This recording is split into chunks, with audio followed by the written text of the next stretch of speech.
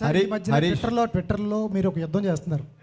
ట్విట్టర్లో మీరు ఒక మా సీనియర్ జర్నలిస్ట్. యుద్ధం అయిపోయిందా సార్? సీనియర్ జర్నలిస్ట్ ఎవరు? ఆయన ఇక్కడే ఉన్నాడు, వెళ్ళిపోయారా? మూర్తి గారు అయిపోయిందండి. అయిపోయింది ఆ యుద్ధం. ట్విట్టర్ చూడండి, అయిందో లేదో కంటిన్యూ అవుతుంది, మీకు తెలుస్తుంది. పొద్దున ఇంటర్వ్యూ ఇచ్చారు కదా ఆయనకి. సార్ ట్విట్టర్కి ఒక లాంగ్వేజ్ ఉంటుంది సార్, అక్కడే మాట్లాడుకుందాం. ఇక్కడ ఓన్లీ ఇక్కడే మాట్లాడుకుందాం. హరీష్ గారు ఇక్కడ అండి, ఇక్కడ హరీష్ సార్, ఇది ఇప్పుడు మీరు మీ మొదటి సినిమా నుంచి మీడియా వాళ్ళు చాలా సపోర్టివ్గా ఉన్నారు. అవును. అలాంటి వాళ్ళతోని చాలా అబ్యూజివ్ వర్డ్ యూజ్ చేసి ట్విట్టర్లో కామెంట్ చేయడం, ముసలి నక్క అని అనడం ఎంతవరకు సమంజసం?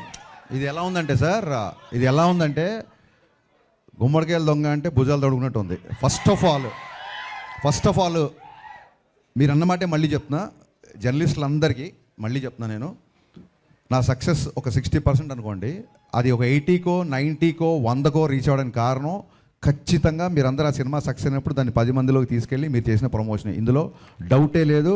దానికి నేను సదా ఎల్లకాలం మీకు రుణపడి ఉంటా. నేను పెట్టిన ట్వీట్లో ఎక్కడ జర్నలిస్ట్ అని కానీ పాత్రికేయుడు అని కానీ అనలా, అది మీరు ఖచ్చితంగా గుర్తుపెట్టుకోవాలి. అట్ ద సేమ్ టైం ఒక ఇండివిజువల్ని ఐడెంటిఫై చేస్తున్నప్పుడు అది ప్రొఫెషన్ కాదు బేసిక్గా.